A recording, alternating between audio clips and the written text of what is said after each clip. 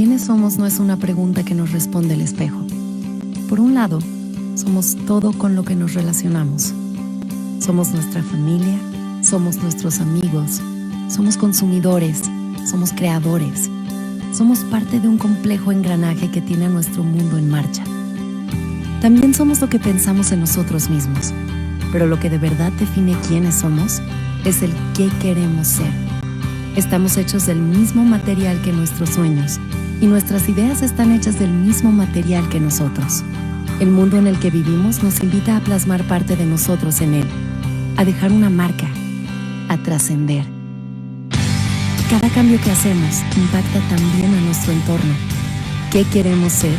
Se convierte en quiénes somos cuando hacemos. Queremos ayudarte a ser quien tú eres. Somos la Escuela de Negocios de América Latina con mayor proyección global, con nuestra base firme en México y nuestro espíritu extendiéndose por el mundo. Una comunidad de líderes y mentes sobresalientes que cambian desde su espíritu la realidad de los negocios. Tú eres lo que nosotros somos.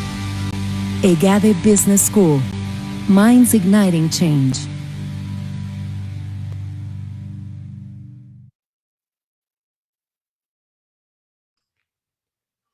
Buenas tardes, tengan todas y todos, cada uno de ustedes. Es un gusto para mí el poder saludarles en esta oportunidad, una oportunidad en la que tenemos muchos temas de los cuales obviamente se ha despertado un particular interés, no siendo la excepción el que hoy nos invita a estar en este momento aquí reunidos. Agradezco mucho a mi colega, el doctor Everardo Elizondo, la oportunidad que vamos a tener con él de compartir pues un tema sin lugar a dudas de especial relevancia, sobre todo en el panorama económico en el cual nos encontramos. Y bueno, él siempre de manera muy elocuente pues pone títulos. Ahorita él nos platicará obviamente a este respecto. Me permito presentar a Everardo Elizondo, quien es un economista mexicano, egresado de la Universidad de Nuevo León, obtuvo una maestría en la Universidad de Wisconsin. De 1998 a 2008 fue subgobernador del Banco de México. Fue miembro también de la Junta de Gobierno de la Comisión Nacional Bancaria y de Valores y de la Comisión Federal de Mejora Regulatoria. Actualmente es miembro del Consejo de distintas instituciones, como por ejemplo Grupo Financiero Banorte, Cemex, Gruma, Outland, entre otras.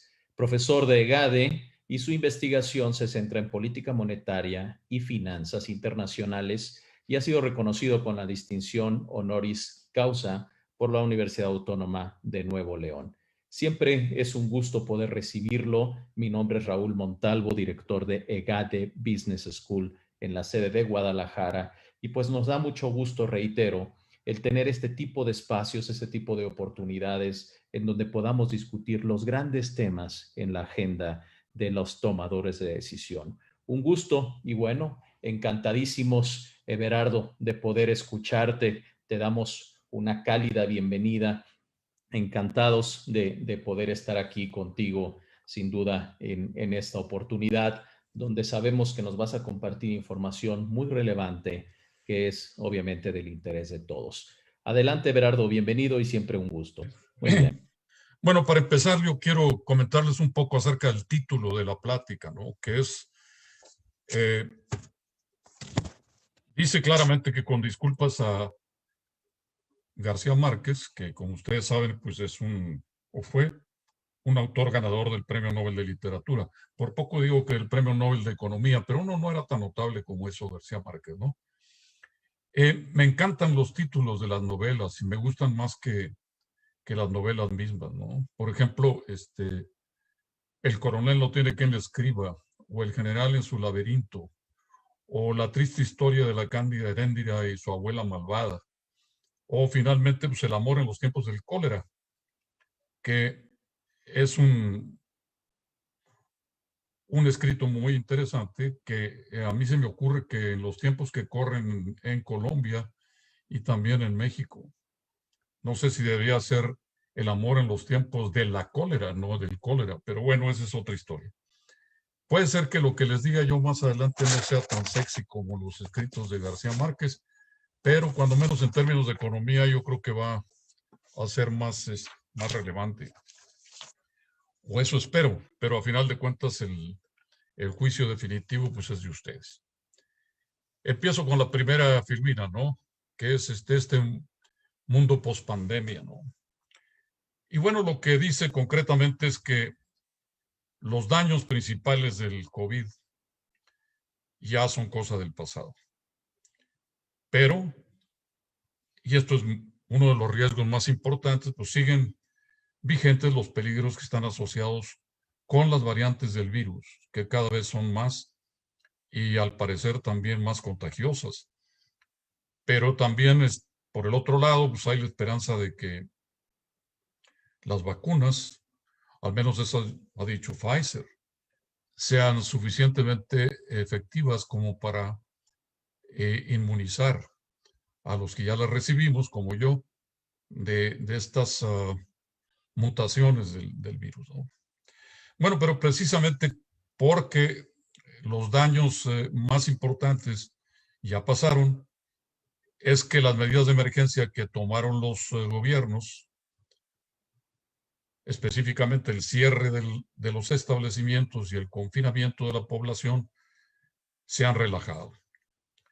Y precisamente porque se han relajado, pues hemos visto entonces una mejoría de la actividad económica. Como quiera, continúan en aplicación en mayor o menor grado algunas políticas públicas extraordinarias.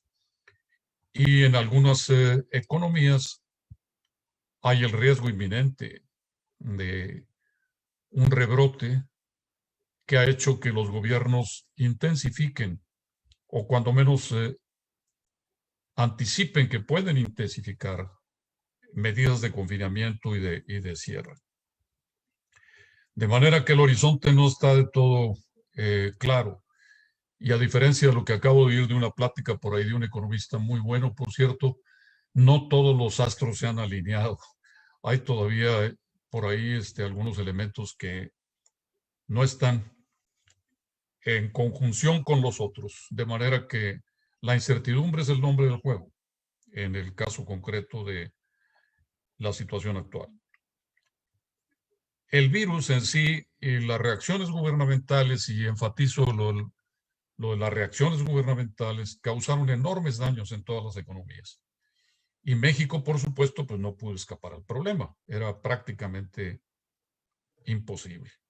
Ahora, recientemente, la conexión, que es inevitable, con la economía de los Estados Unidos ha resultado en beneficios muy significativos, que obviamente son más importantes para un país colindante con Estados Unidos que para las otras economías del mundo, ¿no?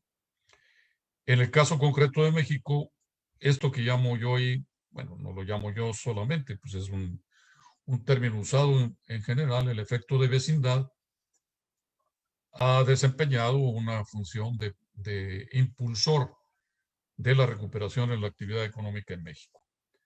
Específicamente, pues a través de dos canales que son los más obvios, que son el dinamismo de las exportaciones y los flujos récord de remesas de los trabajadores mexicanos en el extranjero a sus familias. En la siguiente, hago una comparación muy sencilla entre las variaciones del PIB real de México con los cambios en el PIB real de los Estados Unidos. Y con esas dos líneas que abarcan un periodo que va del 2016, a la fecha, son 5 años en números gruesos, permiten destacar varios aspectos que son de interés. El primero es que, como se puede ver en la gráfica, en la línea azul específicamente, la economía mexicana empezó a perder vigor antes de la pandemia.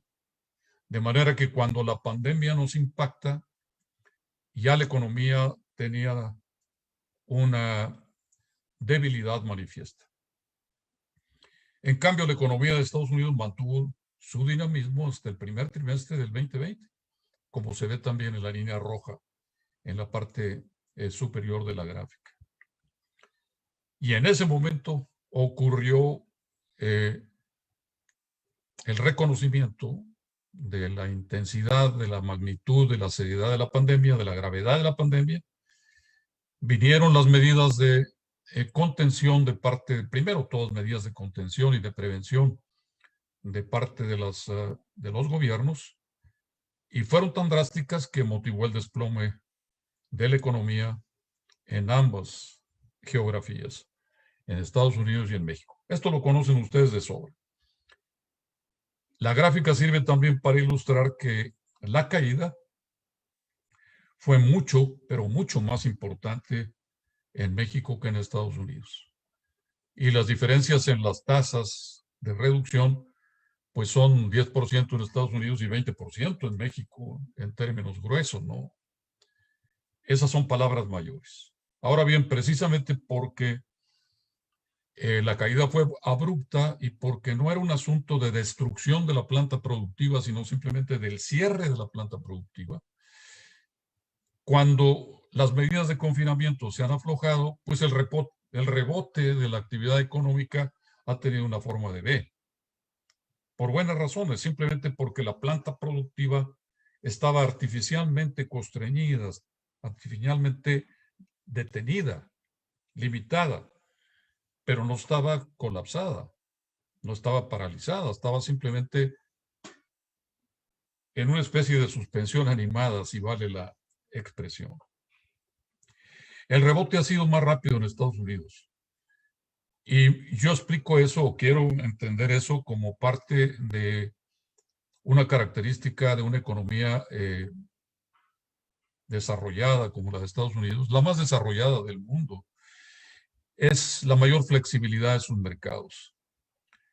Y la segunda razón por la cual el rebote ha sido tan importante en Estados Unidos o más rápido que en México, pues han sido la enorme significación de los apoyos fiscales y monetarios. En el caso mexicano, y con eso termino de mis comentarios en esta parte concretamente, el repunte no ha tenido ninguna base en las políticas públicas en general. Yo creo que al revés, ¿verdad? Algunas de las políticas públicas que se han puesto en práctica pues han sido desalentadores de la actividad económica, como algunas de las que hemos visto recientemente, ¿no? En la gráfica siguiente me ocupo de un tema que me preocupa a mí mucho más que el aspecto puramente coyuntural. Y me refiero a la importancia que ha tenido en lo sucedido la relación de la inversión con el crecimiento. Este es un aspecto, como creo que ya mencioné, estructural de la economía de México. Y es la debilidad secular de la inversión.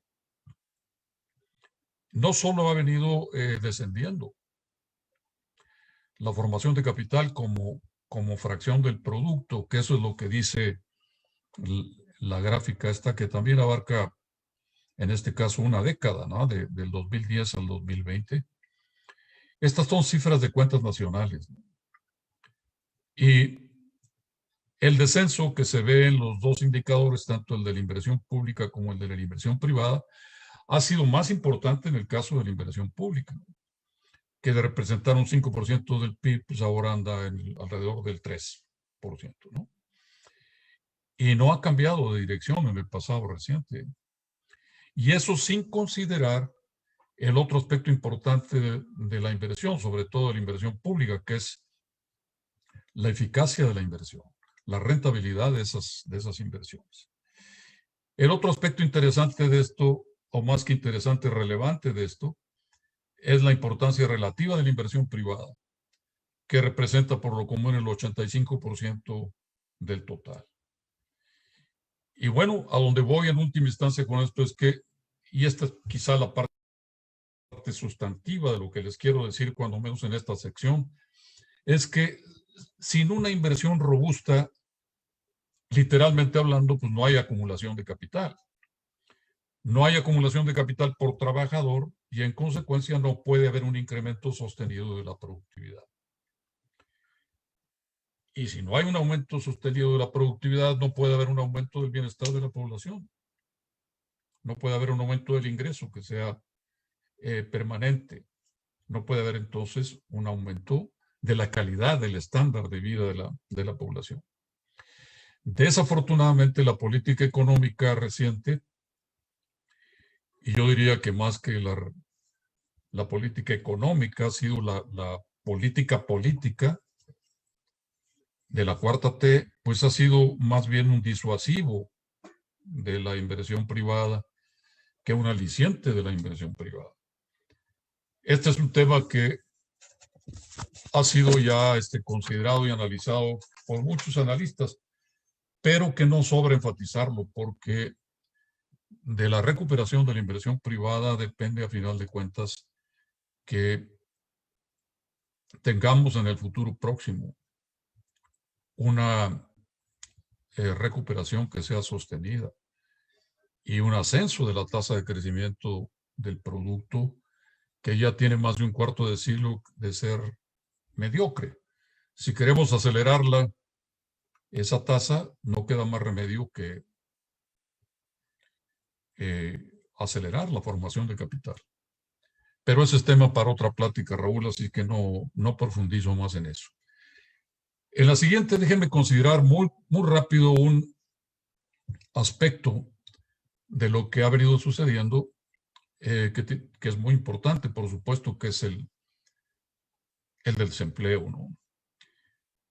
Después de la gran recesión mundial del 2008-2009, la tasa de desempleo en Estados Unidos había venido descendiendo hasta llegar prácticamente al pleno empleo, que es una tasa de desocupación del orden del 4% en números gruesos. En México, la tasa de desocupación también venía descendiendo. Aquí lo digo con un poco más de cautela porque las mediciones en Estados Unidos y en México no son estrictamente comparables. Pero, insisto, eso es tema también para otra presentación. Y en eso estamos, en esa situación de descenso de la tasa de desempleo cuando viene la pandemia. Y entonces la desocupación aumentó abruptamente, explotó en el caso de los Estados Unidos. Y el número llegó a ser tan alto que excedió casi, que yo recuerde, cualquier dato posterior a los referentes a la Gran Depresión de los 30. Porque fue incluso superior ese 14% que alcanzó en los Estados Unidos, aunque haya sido momentáneo, excedió al 10%, que me acuerdo yo que fue lo más alto que observamos en el caso concreto de la gran recesión del 2008-2009 en la economía americana. Esa tasa es la más alta después de la Gran Depresión de los 30, hasta donde yo recuerdo. Ahora, con el rebote, con la reapertura de la economía, pues el desempleo se ha venido reduciendo en forma paralela, concomitante. Y todas las cifras más recientes son positivas, incluyendo las que acaban de publicar el Bureau of Labor Statistics, que creo que son congruentes con la idea de que la recuperación tiene vigor. En México la tasa medida de desocupación no se elevó como en Estados Unidos, pero la diferencia se explica pues básicamente por la enorme importancia de la economía informal en México, que abarca casi la mitad de la actividad productiva. Y de hecho, considerando indicadores más amplios del problema de la desocupación, pues resulta que todavía hay alrededor de 2 millones de personas sin ocupación con respecto a lo que se tenía antes de la pandemia. En la siguiente voy a otro aspecto que ahorita está de moda, que es la inflación. En este caso, como ustedes pueden ver, y yo enfatizo con la flecha, desde luego la inflación en México es bastante más alta que la inflación en los Estados Unidos, pero recientemente ya no es tan alta por comparación con los Estados Unidos, porque está siendo afectada en parte por los mismos factores, ¿no? Hace más de un año que venimos observando un aumento de la inflación. Y en principio la explicación aritmética pues, es muy simple. Uno de los efectos de la pandemia fue deprimir la demanda por el confinamiento de la población y muchos precios se desplomaron y en consecuencia la tasa de inflación se redujo al inicio de la pandemia. Pero también, por supuesto, se redujo la oferta. Conforme se paralizaron los envíos, conforme se redujo la actividad económica por el cierre de los establecimientos, se presentaron restricciones de la oferta. En cuanto a la demanda, recientemente lo que ha habido es un renovado vigor, pero también ha habido ahora la manifestación de restricciones de la oferta por la ruptura de las cadenas de abasto específicamente, pero también porque hubo durante la pandemia una demanda no satisfecha. Esto que en inglés se llaman pent-up demand, ¿no? Una demanda que está ahí, pero que no se puede manifestar porque la población está encerrada. Cuando se abre el confinamiento, cuando se relaja el confinamiento, esa demanda se manifiesta. Pero el repunte de la demanda es más rápido que el repunte de la oferta, que no es tan sencillo volver a encadenar las vinculaciones que se tenían antes de la pandemia. Y el resultado ha sido, por supuesto, inflación. El dato de hoy en la mañana, en el caso de México, es que la inflación fue 5.9 en junio, o sea, tasa anual, junio contra junio. Y bueno, los analistas rápidamente en el curso de la mañana pues se han encargado de revisar la expectativa para todo el año del 2021, llevándolo ya por encima del 6%. No es muy difícil extrapolar esa situación porque lo más probable es que las presiones sobre los precios continúen en lo que toca a los siguientes meses del fin del año, ¿no? En la siguiente me ocupo concretamente del caso mexicano y de un aspecto que es casi imposible que no lo tocara yo. Porque si ustedes invitan a un ex banquero central a hablar sobre la economía, uno de los temas que por deformación profesional, si ustedes quieren expresarlo así, pues es la inflación y la política monetaria. Pero como quiera, la verdad es que una de las noticias económicas más importantes, recientes, pues ha sido la decisión del Banco de México de aumentar la tasa de interés en 1/4 de punto porcentual, hasta llevarla a 4.25. El aumento, los analistas de mercado lo calificaron como sorpresivo, porque ciertamente no esperaban que el banco aumentara la tasa tan temprano. Algunos habían estado especulando que aumentaría la tasa antes del fin del año, pero no lo esperaban que ocurriera en junio. Y bueno, sorpresiva sí, pero el Banco de México no tiene por qué seguir las expectativas del mercado, es al revés. El Banco de México norma las expectativas del mercado. No son las expectativas del mercado las que norman la política monetaria, ¿no? Porque entonces los patos le estarían tirando a las escopetas, ¿no? Si me vale la expresión de cacería, ¿no? Pero lo cierto es que, a mi modo de ver, no tuvo nada de sorpresivo el asunto, ¿no? Yo había comentado en distintos foros que el resurgimiento de la inflación y el rezago histórico de la política monetaria avalaban perfectamente, plenamente, la decisión que tomó el Banco Central. Y bueno, la discusión ahora consiste en tratar de adivinar cuál será el curso de la política monetaria en lo que resta del año. Y lo más probable, y eso es mi opinión, lo más probable es que el Banco de México continúe elevando la tasa de interés. Cuando menos en 50 puntos base, pero yo creo que puede ser hasta 75 o 100 puntos a diciembre. Como ustedes acaban de ver en la publicación de las minutas del banco, de la Junta de Gobierno, pues hay una discusión interna muy fuerte al respecto. Y eso quiere decir pues que la Junta de Gobierno tiene un buen problema en las manos. Pero yo creo que es inevitable que, dada la persistencia de la inflación y el vigor de la inflación, el banco apriete un poco su política monetaria. El siguiente tema es simplemente una extensión de lo que acabo de decir, ¿no? Pero solo para traer a su memoria lo que ha venido sucediendo con la tasa de interés. En Estados Unidos, el Fed ha mantenido sin cambio la tasa de interés en cerca del 0% por un periodo ya bastante largo. Bueno, pues desde que empezó la pandemia tenemos más de un año con una tasa de interés mínima, ¿no?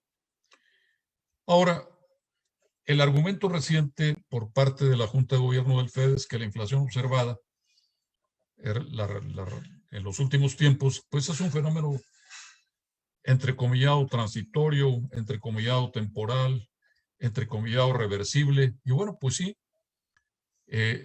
todo es transitorio en la vida, todo es temporal en la vida y casi todo es reversible, menos, excepto que uno se muere, ¿verdad? Eso sí no hay reversa en el asunto, pero todo lo demás, los fenómenos sociales y los problemas económicos, pues todos tienen eventualmente una reversa, ¿no?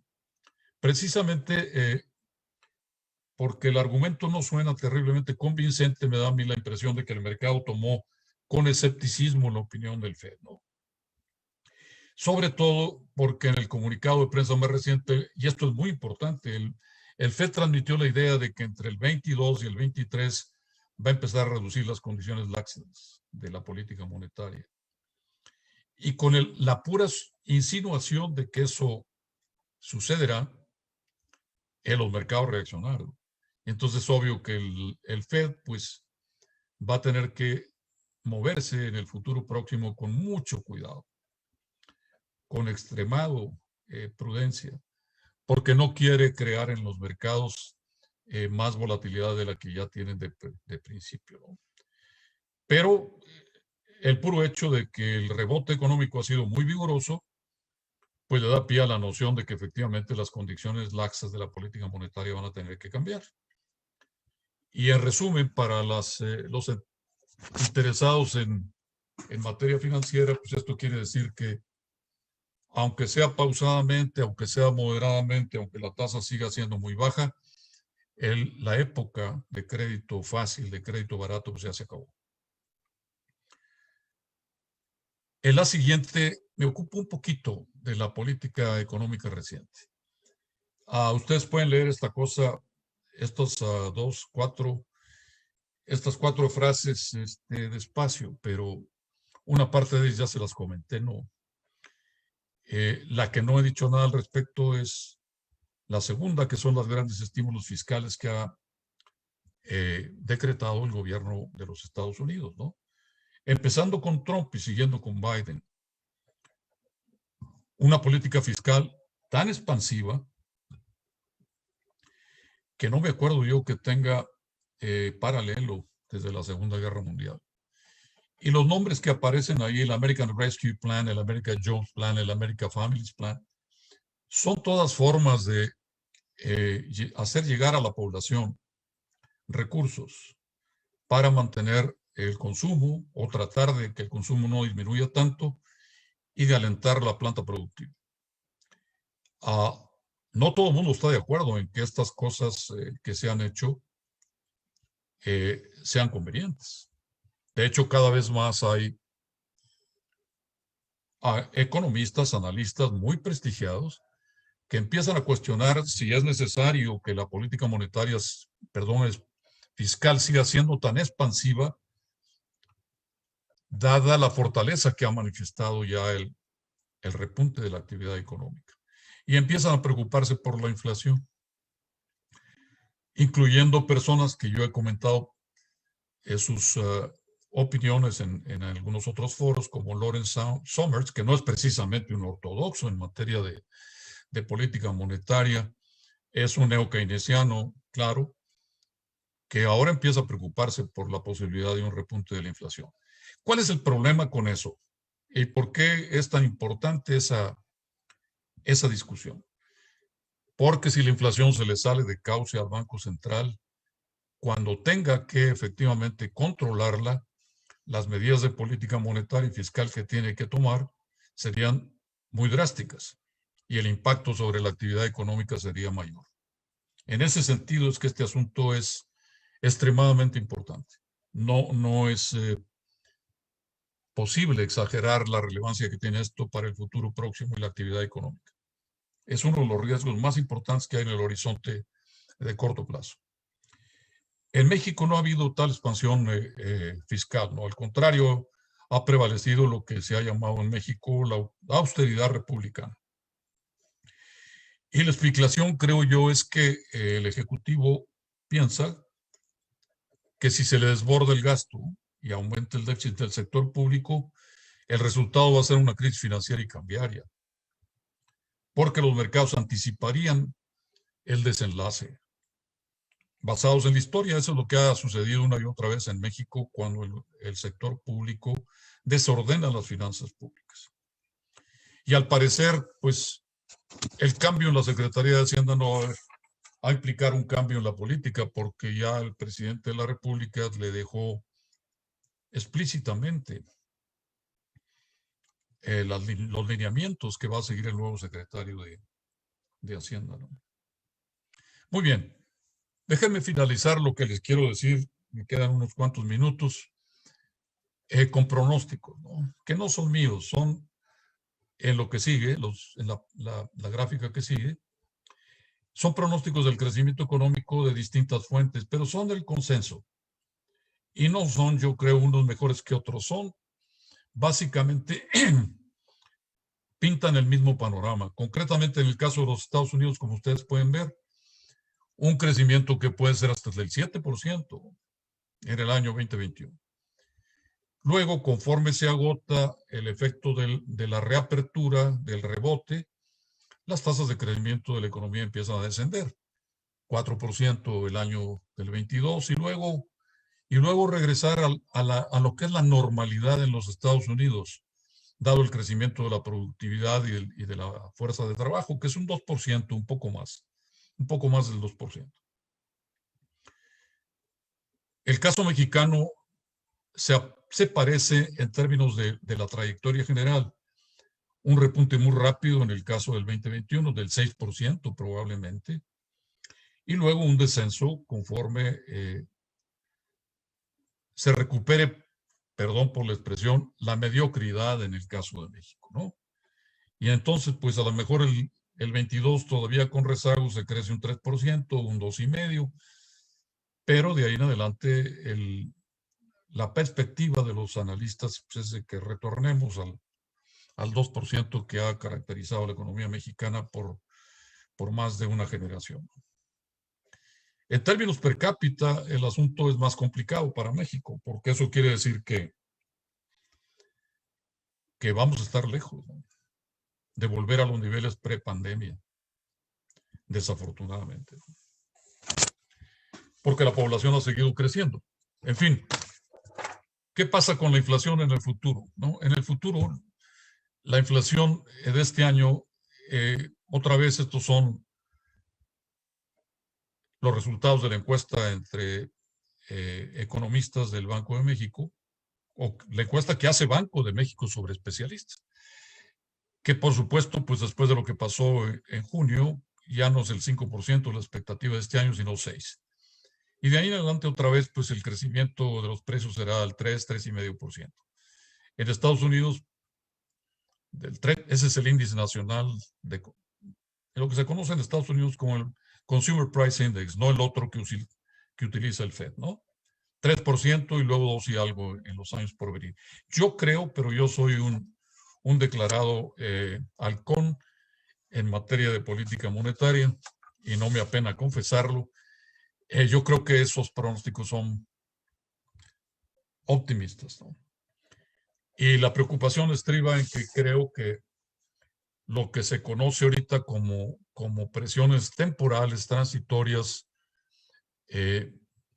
pueden transformarse en algo más duradero y en consecuencia seguir generando aumentos de precios que van a ser más, que van a prolongarse más allá del 21.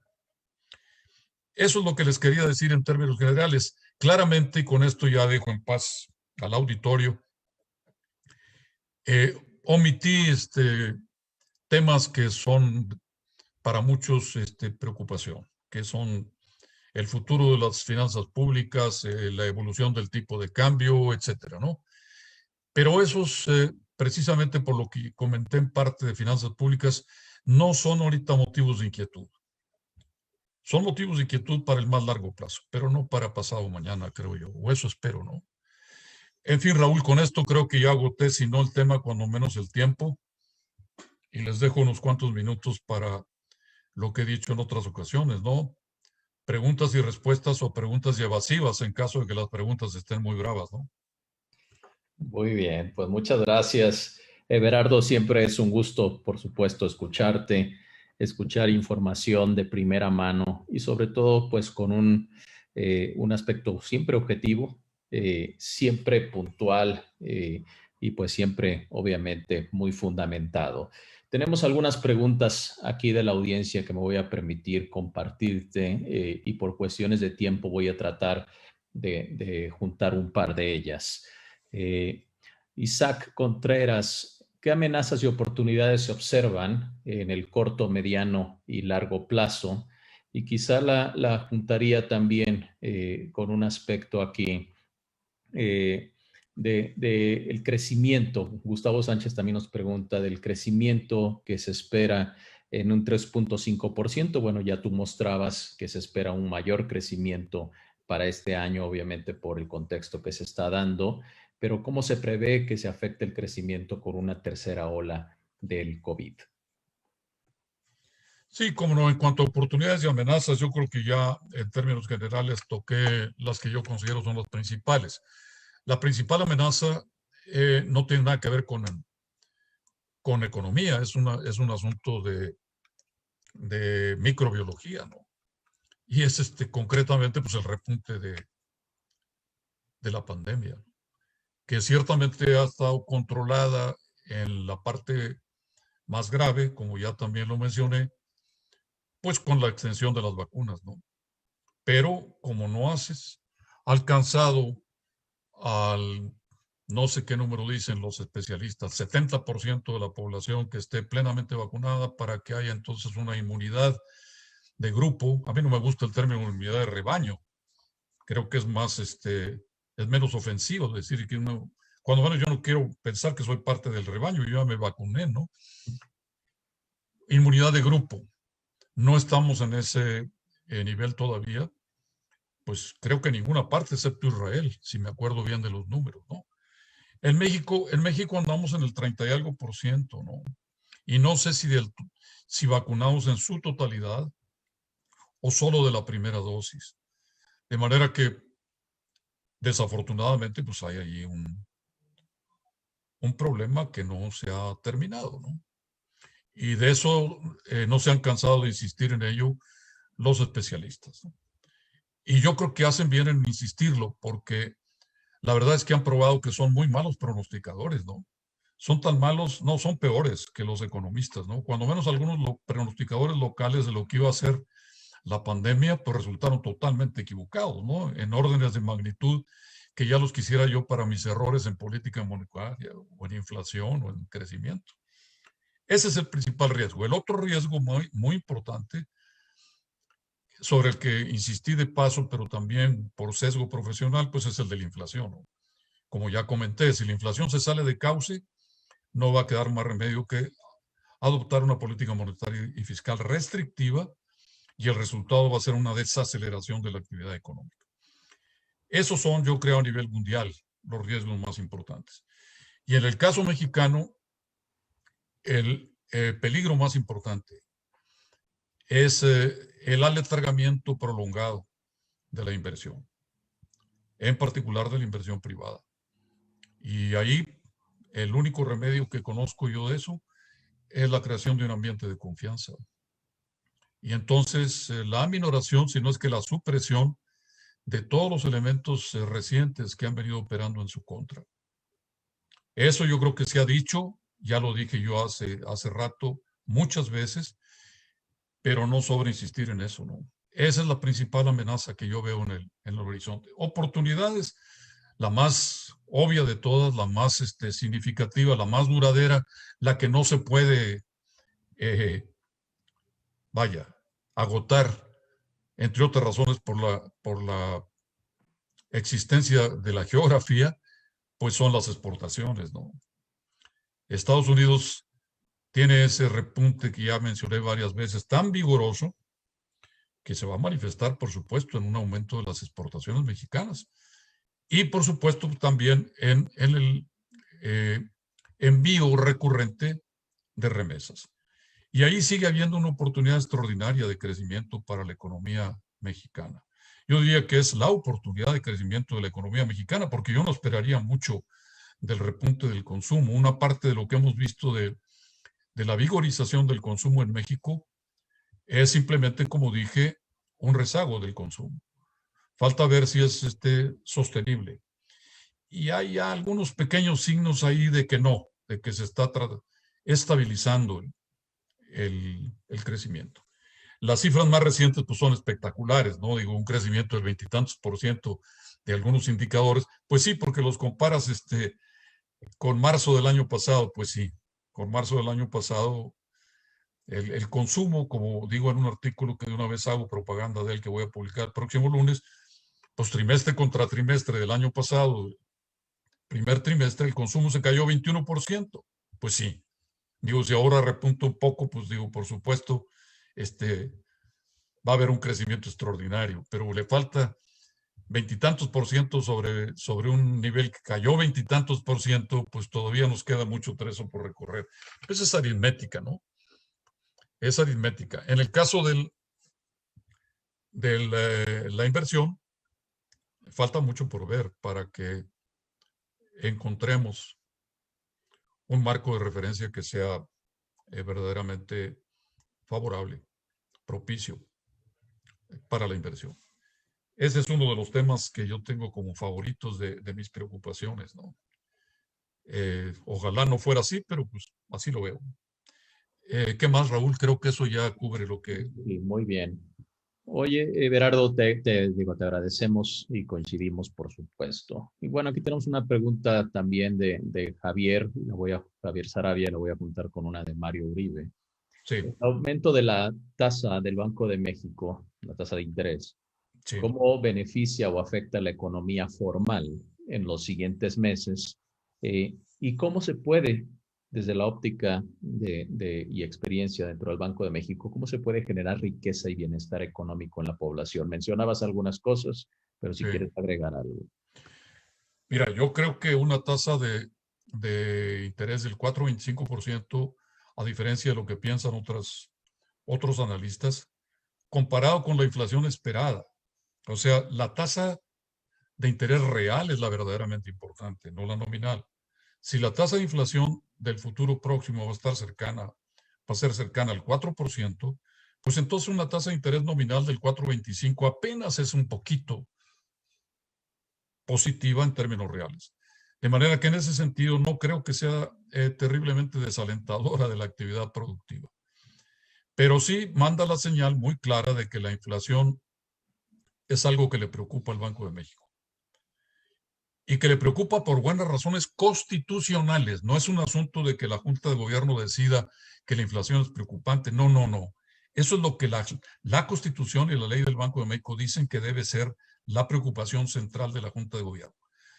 De manera que si la inflación repunta y el banco no se ocupara de mandar la señal de que va a tratar de controlarla, mandaría la señal equivocada, porque entonces el mercado diría, bueno, si el Banco de México no le preocupa, la inflación va a seguir y eso deteriora las expectativas de inflación. Y con mayor razón, el problema de la inflación se transforma en uno duradero.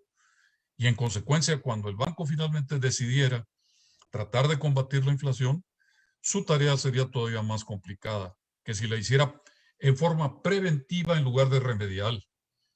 Ahora, ¿qué puede hacer el Banco de México para fomentar el crecimiento? Mira, yo soy un firme creyente de algo, vaya, del evangelio del banco que no es reciente, es desde la época de don Rodrigo Gómez y de Miguel Mancera y etcétera, de todos los banqueros centrales que ha tenido México en el pasado reciente, sobre todo después de la autonomía. La mejor contribución que el Banco de México puede hacer al crecimiento de la economía es mantener controlada la inflación. Crea, en consecuencia, un ambiente de predecibilidad del entorno económico, cuando menos en la inflación. Y siguiendo una idea muy vieja, muy buena, de las pocas que le admiraba yo a Alan Greenspan, es la definición de estabilidad. ¿Cuándo se puede hablar de estabilidad en lo que toca a la inflación? Cuando en las decisiones de los empresarios, de los consumidores, de los ahorradores, inversionistas, se toma en cuenta todo menos la inflación. Cuando la inflación es un un asunto, un tema, un factor, un número que tienes necesariamente que considerar y considerar con mucho cuidado a la hora de tomar tus decisiones, eso quiere decir que el ambiente no es estable. Pero las decisiones de inversión, de ahorro, de consumo, deberían ser tomadas por otros factores. La rentabilidad de la inversión, el pronóstico sobre tus ventas, sobre tu costo de mano de obra, sobre una serie de, sobre la eficiencia de tu empresa, sobre tus necesidades como ahorrador en el futuro próximo, no sobre la inflación. Porque en el caso concreto de la inflación, y eso lo sabía hasta mi tía de Linares, ¿no? Pues eso no tenía mayor chiste, ¿no? Si yo invierto al 4% en CETES, al 4 y algo, y la inflación es 5, pues mi patrimonio se está reduciendo en términos reales, ¿no? Y eso me puede costar a mí un desincentivo para el ahorro. Y en consecuencia, una falta de recursos para la inversión. Y en consecuencia, una falta de recursos para el crecimiento. Y en consecuencia, un elemento negativo para el crecimiento del PIB en el medio y el largo plazo. Por eso es tan importante que el Banco de México se ocupe, como acaba de decir el futuro gobernador del banco, Arturo Herrera, de respetar lo que dice su instrucción legal, ¿no? El artículo 2 de la ley del Banco de México y la Constitución en el artículo 28. No es mucho más que eso, ¿no? Bueno, yo podía seguir con una apología de esta historia de 30 minutos más, Raúl, pero ustedes tienen otras cosas que hacer, a lo mejor hasta productivas, no sé. No, no, no. Oye, siempre es un gusto, de verdad, Everardo, escucharte. Y bueno, por ahí se quedaron un par de preguntas. Yo creo que A ver, tú muchas de dirás ellas si tenemos ya las respondiste de Arturo y una final. Realmente ya respondiste prácticamente todo. Pero bueno, nada más en materia de inflación, sí, señor. él menciona la hiperinflación, esperemos que no, definitivamente. No. Muy lejos de eso. ¿Qué candados existen en las instituciones o en las finanzas públicas para no llegar a ese tipo de escenarios? Bueno, mientras las finanzas públicas mantengan, como han mantenido hasta en los 2 años y medio que tiene la cuarta T, una posición que es bastante disciplinada, cuando menos en lo que toca al gasto total y al endeudamiento. Esto, por supuesto, es precisamente lo que le ha permitido a los analistas de las calificadoras mantener la calificación que ustedes han visto reiteradamente. Se preocupan por el futuro, sí, pero no tienen en la inmediatez ninguna intención de modificar la calificación de la deuda soberana. Pemex es otra cosa. La deuda soberana está bien calificada, porque hay que recordar que a los calificadores lo que verdaderamente les importa es la capacidad del endeudado para cumplir con sus obligaciones crediticias. Y mientras el gasto no se desborde, mientras el déficit no salga de cauce, esa calificación yo creo que es la apropiada. Ahora, que en el medio y en el largo plazo hay un problema, sí hay un problema, sin ninguna duda, ¿no? Porque se insiste en que, bueno, lo acaba de decir el doctor Ursúa, que pues algo sabe de esto, pues estuvo ahí, ¿no? Si se quiere seguir gastando como se ha pretendido gastar, pues se necesitan más recursos, ¿no? Y pues sí se necesitan más recursos. El problema es ahora, yo también necesito más recursos, ¿no? Digo, en lo personal, todos necesitamos más recursos. El problema es cómo obtenerlos de la economía sin causar mucho daño, ¿no? Ese es el problema de fondo. Ahora, dicho lo anterior, diría yo también una cosa que se me escapó, pero que es uno de los temas que me inquietan a mí, ¿no? Es cierto que el gasto total no se ha escapado de control, pero yo en lo personal tengo serias dudas sobre la composición del gasto, que esa es otra historia. Uno puede mantener el tope más o menos sin mayor alteración, pero si la estructura del gasto no es la ideal, ese es un problema. Y yo creo que no es la ideal. Es decir, ya lo dije antes en materia de inversión pública, ¿verdad? No solo ha venido descendiendo la inversión pública, sino que el cuestionamiento sobre los conceptos que integran esa inversión pública, pues tiene 2 años y medio el debate, ¿no? Yo creo que casi 3, porque el debate empezó incluso antes de que la cuarta T entrara al gobierno, ¿no? Ya se suponía lo que iba a suceder. Eso es todo lo que se me ocurre decir de bote pronto sobre un tema sensacionalmente importante, ¿no? No, es un tema sin duda apasionante y como tú bien dices, aquí podríamos estar horas, por no Sí, decir señor. días, y en la marcha seguirían cambiando cosas y eso pues obviamente nos llevaría a seguir grandes conversaciones que como tú dices, en tiempos de cólera, que algunas generan cólera, y que bueno, alimentan, pero que es parte del proceso, ¿no? Yo creo que sí, ¿no? Y Yo bueno, creo que es tan parte del proceso que yo lo mantengo como bienvenido, siempre y cuando la discusión sea sobre lo sustantivo. Me preocupa mucho que las discusiones empiecen a estar sesgadas por los calificativos. Y bueno, de calificativos yo tengo también una colección, pero busco otros en el diccionario, eso no es problema. Pero ¿de qué sirve eso, no? ¿De totalmente, qué sirve eso? Aquí total. lo que se necesita es respaldar la discusión con dos cosas que son fundamentales: lógica y datos, en ese orden. Argumentos que tengan sentido racional y datos que lo respalden. Datos duros, lo más duro que se consiga, datos duros. Con esos dos elementos yo sí me atrevo a discutir casi de cualquier tema, ¿no? Bueno, de los de mi competencia, que no sé exactamente cuál es mi competencia, pero esos en particular sí creo que en este territorio sí me podía manejar. En otras cosas no. Oh, pues fantástico. Muy Everardo, bien. siempre es un gusto platicar contigo, sobre todo de estos temas. Muchas felicitaciones en el chat para tu persona, Muchas gracias. para todo lo que tú compartes, que como siempre es del agrado y del interés de las personas.